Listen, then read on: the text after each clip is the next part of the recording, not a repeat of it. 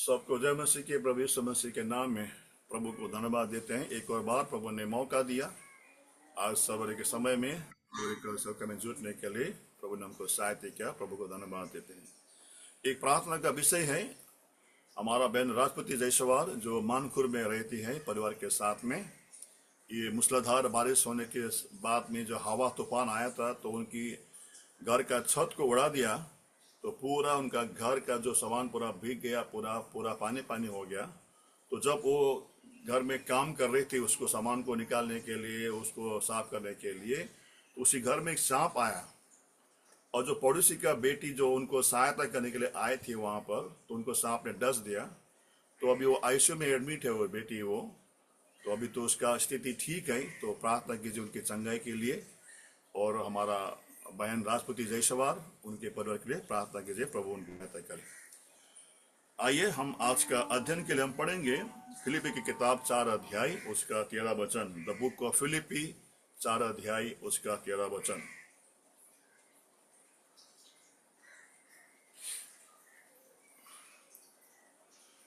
फिलिपी की किताब 4 अध्याय 13 वचन। कोई है क्या, सीखा है क्या नहीं है? तो कोई पढ़ दीजिए, दूसरा कोई और अगर है तो।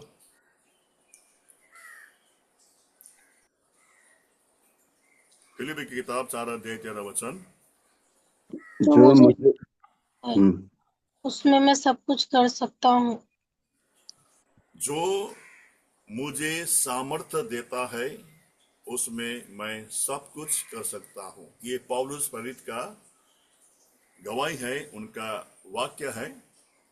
और वो कहता है कि जो मुझे सामर्थ्य देता है उसमें मैं सब कुछ कर सकता हूँ।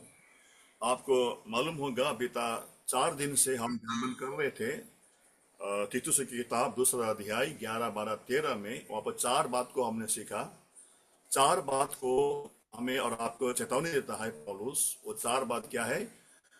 उद्धार तो हमने पाया फ्री में, कोई हमने दाम नहीं चुका है, लेकिन उद्धार पाने के बाद में हमें चेतावनी देता है। पहली बात, हमको संयम से जीवन बिताना है। दूसरा, हमें धर्म से हमको जीवन बिताना है। और तीसरा, हमें भक्ति के साथ में हमको जीवन बिताना है। और चौथा हमने देखा था कि इन संयम, धर्म और भक्ति के साथ में जीवन बिताते हुए प्रभु यीशु मसीह के आगमन की बाढ़ को हमको जोते रहना है। और प्रभु यीशु मसीह की आगमन की बाढ़ को जोते हुए हमें हमारे जीवन को आगे चलना है। ये 4 बात सीखा था। लेकिन ये 4 बात जो हमने सीखा, संयम, धर्म और भक्ति के साथ साथ में प्रभु यीशु मसीह की आगमन की बाढ़ को जोने के लिए, मैं समझता हूं कि ये हमारे बल से, हमारी ताकत से या हमारी बुद्धि से, हमारी सामर्थ्य से हम और आप इस प्रकार के जीवन को हम नहीं बिता सकेंगे, क्योंकि हम शरीर में हैं, संसार में है। हमारे बीच में एक लड़ाई है, आत्मा का और शरीर का लड़ाई है। आत्मा हमेशा चाहता है कि हम प्रभु की और भक्ति में लगे रहें। आत्मा हमेशा चाहता है कि हम प्रभु के भक्ति में लवलीन रहते हुए, प्रभु के काम करते हुए हम आगे बढ़े। हमारी आत्मा चाहता है कि हम प्रभु का भजन गाते रहें, हम प्रभु की स्तुति करते रहे। लेकिन शरीर चाहता है नहीं, हमें सोना है, हमें खाना है, हमें पीना है और हमें संसार की मौज मस्ती करना है, संसार की बातों में लवलीन रहना है। ये हमेशा ये चाहता है। इसलिए लड़ाई में हमेशा याद रखना, शरीर का लड़ाई, आत्मा का लड़ाई। मैं फिर कहता हूं, आत्मा हमेशा हम और आप प्रभु की भजन गाते रहे, प्रभु की स्तुति करते रहे चाहता है। ये शरीर जो है ना, शरीर मिट्टी का शरीर है ना, ये चाहता है कि हमको सोना है भाई, हमको खाना खाना है, हमको पीना है, संसार की जितने भी ऐशो आराम है, मौज मजा उसको करना है। ये शरीर हमेशा हमको प्रभु से दूर लाना चाहता है। ये बात को ध्यान दीजिए। हमारा शरीर हमेशा हमारी आत्मा को परमेश्वर के संगति के दूर रहना चाहता है। तुम संगति कभी मत करो, हम सोते रहो, खाते रहो, पीते रहो। इसीलिए हमारे इस लड़ाई में अगर हमको जीतना है, इस लड़ाई में हमको अगर जीतना है, हमको जयवंत बनना है, पौलुस के समान हमको कहना है। फिर एक बार पढ़ बेटा, 4 अध्याय 13 वचन। जो मुझे सामर्थ देता है उसमें मैं सब कुछ कर सकता हूँ। जो मुझे सामर्थ देता है प्रियो, जो कौन है? जो हमारा प्रभु यीशु मसीह परमेश्वर हमको सामर्थ देता है, और उसी में होकर मैं सब कुछ कर सकता हूं। हमारे आंखें कभी तृप्त नहीं होती हैं, लेकिन अगर आप प्रभु की सामर्थ को अगर आप पाते हैं तो उसमें हम और आप जय पा सकते हैं। हमारा कान सुनने में कभी तृप्त नहीं होता है प्रियो। हमारे इन 4 बातों में हमको जय पाना है। पहला, संयम के साथ में, भक्ति के साथ में, धर्म के साथ में जीवन बिताते हुए हमें प्रभु की आगमन की बाट को जोते हुए हमें आगे बढ़ना है। तो हम और आपको परमेश्वर की सामर्थ को, परमेश्वर की ताकत को हमको क्या करना है? इस्तेमाल करना है। हम अपने, मैं फिर कहता हूं, हम अपने बल बुद्धि से, ज्ञान से, अपनी ताकत से हम और आप इस प्रकार के भक्ति का जीवन, धर्म का जीवन, संयम का जीवन और प्रभु यीशु मसीह की बाट को जोते हुए हम आगे कभी नहीं बढ़ सकते हैं। लेकिन हमारा प्रभु दयालु है, हमारा प्रभु ज्ञानी है। याद रखना, हमारा प्रभु दयालु है, हमारा प्रभु ज्ञानी है। वो हमारी दुर्बलता को जानता है। वो जानता है कि प्रभु ये तो मनुष्य ही है, ये क्या कर सकता है? ये मनुष्य ही है और ये मिट्टी है। प्रभु जानता है हमारे जीवन को, हमारे हमारे हमारे मन को। इसीलिए परमेश्वर ने हमें और आपको इस पर जय पाने के लिए 5 प्रकार के प्रबंध करके दिया है। याद रखना, मैं फिर कहता हूं, प्रभु हमारे जीवन को जानता है कि हम मिट्टी है, हम शरीर है, हम संसार में है। प्रभु जानता है। इसीलिए परमेश्वर ने हमको आपको इन सारी बातों में जय पाने के लिए, इन सारी बातों में विजय प्राप्त करने के लिए, इन सारी बातों के ऊपर जय पाते हुए जीने के लिए 5 प्रकार के प्रबंध प्रभु ने करके दिया है हमारे आपके लिए। और इसी 5 प्रकार के प्रबंध को परमेश्वर का दास पौलुस इस्तेमाल करते हुए, जय पाते हुए यहाँ पर कहता है कि जो मुझे सामर्थ देता है। कौन? परमेश्वर प्रभु यीशु मसीह जब मुझे सामर्थ देता है, वो कहता है कि उसमें होकर, किसमें होकर? प्रभु यीशु मसीह परमेश्वर में होकर मैं सब कुछ कर सकता हूं। ये हमारे आपके लिए भी प्रिय है। हम और आप भी जब परमेश्वर की सामर्थ को हम पाते हैं तो हम और आप भी सब कुछ कर सकते हैं। आप ये कभी नहीं बोलना मेरे से होने वाला नहीं है, आपसे, हमसे होने वाला नहीं है। लेकिन जब परमेश्वर हमको सामर्थ देता है तो हम और आप भी सब कुछ कर सकते हैं। हम और आप भी जय पा सकते हैं, चाहे किसी के ऊपर भी हो। खाने की वस्तु में, पीने की वस्तु में, देखने की वस्तु में, सुनने की वस्तु में। जब परमेश्वर की सामर्थ्य आपके जीवन में काम करता है प्रियो, तो संसार की बातों में ऑटोमेटिकली आपको मन नहीं लगेगा। इसीलिए मैं फिर कहता हूं, परमेश्वर की सामर्थ आपके जीवन में काम करना शुरू करता है तो संसार की बातों में, संसार की तमाम बातों में आपका, हमारा मन नहीं लगेगा। चाहे वो मोबाइल हो, चाहे वो संसार की बातें हो। आज सबसे बड़ा कमजोरी क्या है? मोबाइल। सबसे बड़ा कमजोरी, जवान बच्चे हो, जवान बेटी, जवान बेटा, या बुढ़े हो, या स्त्री हो, या पुरुष हो, सबके लिए एक ही कमजोरी क्या है? मोबाइल। क्यों? क्योंकि सारा संसार मोबाइल में क्या हुआ है? समाया हुआ है ना। एक ये छोटी सी मोबाइल में, है ना, सब समाया हुआ है। और आज सबसे बड़ा दिक्कत क्या है? ये मोबाइल है। यदि मैं कहता हूं प्रिय भाई बहनियों, अगर परमेश्वर का सामर्थ हमारे जीवन में काम करता है तो ये मोबाइल के ऊपर भी हम और आप जय पा सकते हैं। इसलिए परमेश्वर ने हमको, आपको 5 प्रकार की जो प्रबंध करके दिया है इन बातों में जय पाने के लिए। चाहे देखने में भी हो, है ना, सुनने भी हो, है ना। हम क्या करते हैं? हम किसी का चुगली बहुत सुनते हैं, अच्छी बात हम नहीं सुनते हैं। अच्छी बात बोलो, आपको सुनने में नहीं आता है, लेकिन बुरी बात बोलो आप सुन लेते हैं। जो काम हमको नहीं करना है, जिस काम करने से परमेश्वर को प्रसन्न नहीं होता है, उस काम को करने में सामर्थ्य परमेश्वर हमको देता है। इसलिए यहाँ पर पौलुस कहता है, जो मुझे सामर्थ्य देते हैं, जो मतलब को परमेश्वर मुझे सामर्थ्य देते हैं और परमेश्वर में होके मैं सब कुछ कर सकता हूं। इसलिए आइए उस 5 जो प्रकार का जो सामर्थ्य प्रभु ने हमको दिया है जय पाने के लिए, उसको हम छोटा में देखेंगे, फटाफट देखेंगे, फिर हम प्रार्थना करेंगे। पहला सामर्थ्य हमें किसके द्वारा हमको हमको मिलता है, सामर्थ्य मिलता है। हिब्रू की किताब 1 अध्याय उसका 3 वचन। इब्रानी की किताब 1 अध्याय 3 वचन। जल्दी जल्दी पढ़ बेटा। इब्रानी 1 अध्याय उसका 3 वचन। वो उसकी महिमा का प्रकाश और उसके तत्व की छाप है और सब वस्तुओं को अपनी सामर्थ्य के वचन से संभालता है। वह पापों को धोकर ऊंचे स्थानों पर महिमा महिम के दाहिने जा बैठा। सबसे पहली बात, हमको आपको सामर्थ्य मिलता है परमेश्वर के वचन के द्वारा। परमेश्वर के सामर्थ्य के वचन के द्वारा हम और आप इन बातों में जय पाते हुए, संयम, धर्म, भक्ति के साथ जीवन बिताते हुए प्रभु यीशु मसीह की बाट को जो नहीं सकते हैं।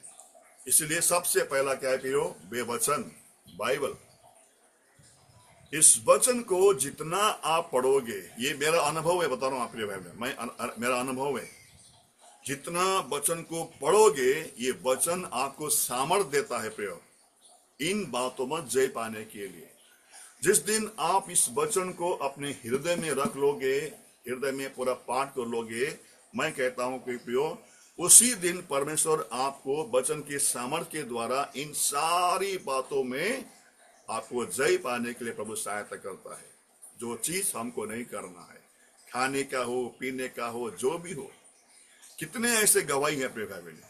इसलिए सबसे पहला है इस वचन की सामर्थ्य को हमें हमारे जीवन में लाना है, इसको पढ़ना है। इसको अगर पढ़ना नहीं आता है, सुनना है। जितना आपके मन के अंदर वचन को भरोगे, वचन को अंदर डालोगे प्रियो, उतना उतना सामर्थ्य आपको देता है और आप इन ऐसे जीवन को बिताते हुए हम आगे बढ़ सकते हैं। इसलिए पहला, शायद जवान बच्चे, हमारे जवान बेटी या जवान बेटा या जो भी हो प्रियो, वचन को पढ़िए, वचन को मनन कीजिए और सबसे बड़ी बात है वचन को अपने हृदय में रखिए। आप देखिए आपके जीवन में परमेश्वर अद्भुत सामर्थ्य आपको देता है इन बातों में जय पाने के लिए। तो पहली बात, परमेश्वर की वचन की सामर्थ्य के द्वारा। दूसरी बात, पहला कोरिन्थी की किताब 1 अध्याय 18 वचन। पहला कोरिन्थी 1 अध्याय 18 वचन। पहला कोरिन्थी 1:18।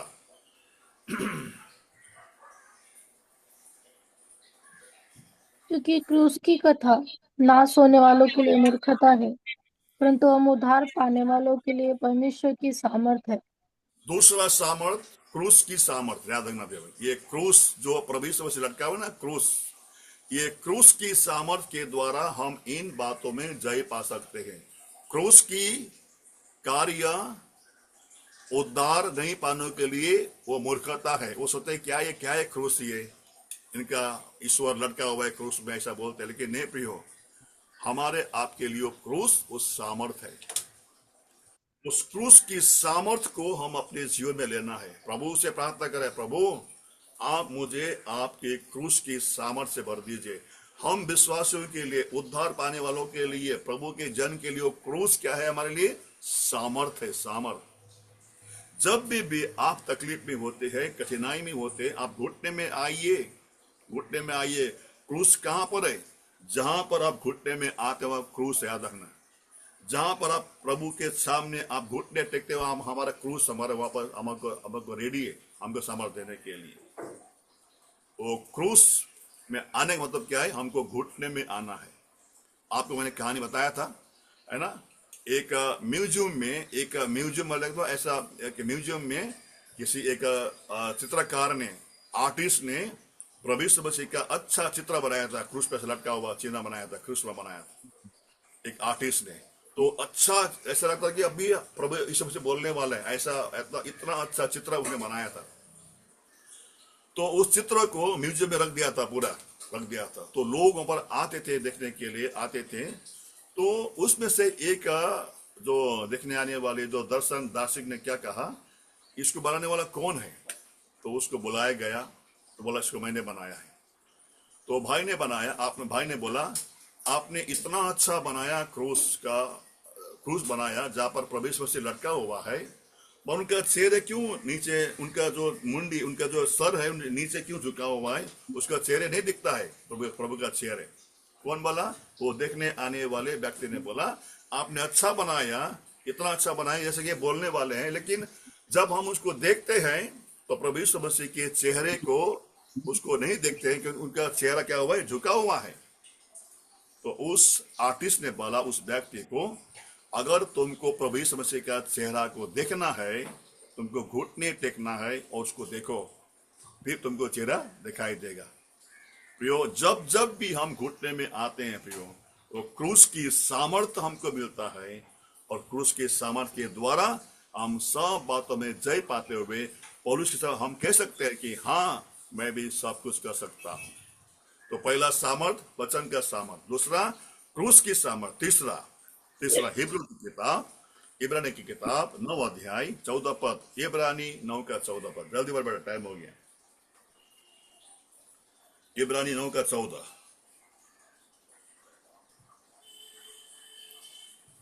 तो मसीह का लहू, जिसने अपने आप को सनातन आत्मा के द्वारा परमेश्वर के सामने निर्दोष चढ़ाया, तुम्हारे विवेक को मरे हुए कामों से क्यों न शुद्ध करेगा, ताकि तुम जीवते परमेश्वर की सेवा करो। तीसरा सामर्थ क्या है? प्रभु यीशु मसीह का लहू का सामर्थ के द्वारा हम और आप इन सारी बातों में विजयी पा सकते हैं। तीसरा सामर्थ प्रभु यीशु मसीह के लहू में है। उसको क्लेम कीजिए, आप उसको दावा कीजिए हर बात में, हर प्रार्थना में। प्रभु यीशु मसीह का लहू बहुत ही पवित्र है। हाँ, प्रभु यीशु मसीह के लहू में सामर्थ है। हमारे विवेक को, हमारे जीवन को क्या करता है? वो शुद्ध करता है। तो तीसरा कहां पर सामर्थ है? प्रभु यीशु मसीह का लहू पर। आप हमेशा जब प्रार्थना करते हैं तो प्रभु यीशु मसीह का लहू का सामर्थ को दावा कीजिए, क्लेम कीजिए प्रार्थना में। तीसरा सामर्थ हम कहां से पाते हैं? प्रभु यीशु मसीह के लहू के द्वारा हम सामर्थ पाते हैं। चौथा सामर्थ, चौथा फिलिपी की किताब 3 अध्याय उसका 10 वचन। फिलिपी की किताब 3 का 10।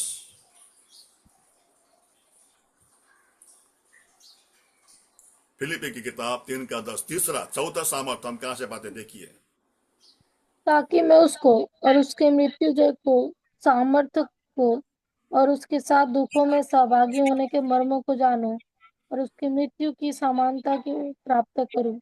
चौथा सामर्थ है प्रभु यीशु मसीह का पुनरुत्थान के अंदर सामर्थ है। प्रभु यीशु मसीह हमारे लिए मारा गया, हमारे लिए गाड़ा गया, और तीसरा दिन में प्रभु यीशु मसीह जी उठा, जिंदा हुआ। वो पुनरुत्थान की सामर्थ को हमको हमेशा प्रभु से मांगना है। प्रभु, मुझे भी आपके पुनरुत्थान की सामर्थ दीजिए। चौथा, प्रभु यीशु मसीह के पुनरुत्थान के सामर्थ के द्वारा हम इन बातों में जय पाते हुए प्रभु यीशु मसीह की आगमन की बाट को जोते हुए हम आगे जीवन बिता सकते हैं। प्रिय भाई, पुनरुत्थान की सामर्थ याद रखना, पुनरुत्थान की सामर्थ। हमारा प्रभु यीशु मसीह, दुनिया में ऐसा कोई भी आज नबी नहीं है जो आया, मारा गया, गाड़ा गया और 3 दिन में जी उठा। मृत्यु उसको अपने बस में नहीं कर सका। वो पुनरुत्थान की सामर्थ्य हमको, आपको प्रभु देता है, तो हम इन बातों में जय पा सकते हैं। पांचवा सामर्थ, आखिरी सामर्थ, रोमियो की किताब 15 अध्याय 13 वचन। रोमियो की किताब 15 अध्याय 13 वचन।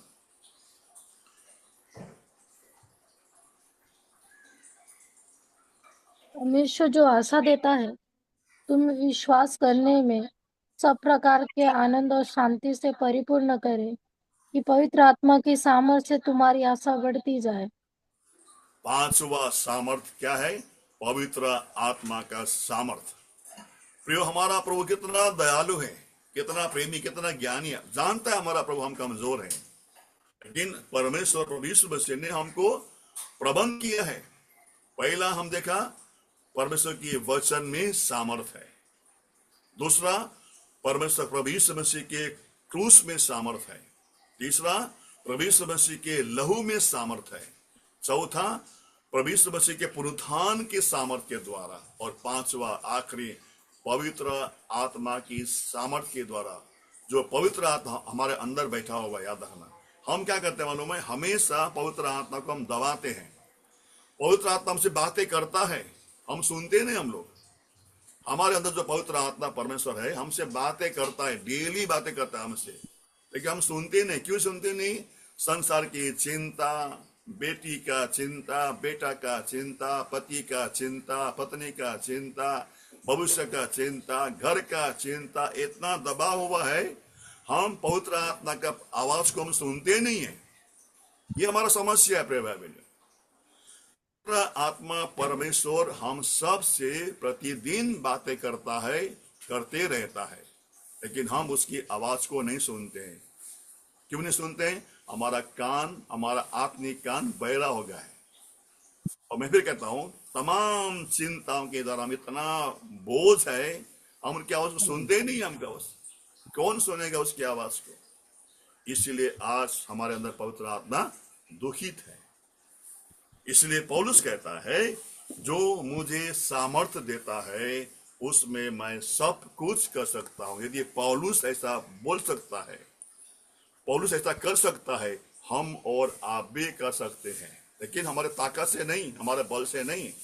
ये जो 5 प्रकार की जो ताकत प्रभु ने दिया है, उसके द्वारा उसको इस्तेमाल करते हुए, पहला वचन की सामर्थ, दूसरा क्रूस की सामर्थ, तीसरा लहू की सामर्थ, चौथा प्रभु यीशु मसीह के पुनरुत्थान की सामर्थ, और पांचवा पवित्र आत्मा की सामर्थ के द्वारा।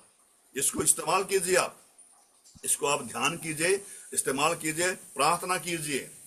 प्रभु आपके जीवन में अद्भुत काम करेगा प्रिय भाई बहन, क्योंकि प्रभु हमसे प्रेम करता है और प्रभु चाहता है कि हम और आप प्रभु से मिलने के लिए तैयारी हो सके। प्रभु सहायता करे। कल मेरा मन में बोझ दिया है, ये पुनरुत्थान क्या है, उसके बारे में मुझे थोड़ा उसके मैंने स्टडी किया है, तो कल मैं आपको इच्छा तो कल बताऊंगा आपको मैं। तो प्रभु सहायता करे प्रियो, इन 5 बातों को हमारे जीवन में इस्तेमाल करते हुए हम और आप भी संयम के साथ में, भक्ति के साथ में, धर्म के साथ में जीवन बिताते हुए प्रभु की आगमन की बाट को हम जो सकते हैं। प्रभु सहायता करें। आइए हम प्रार्थना करेंगे। प्रार्थना करेंगे। प्रार्थना हमारे भाई जोसेफ, प्रार्थना कीजिए, गोवा से हैं भाई जोसेफ।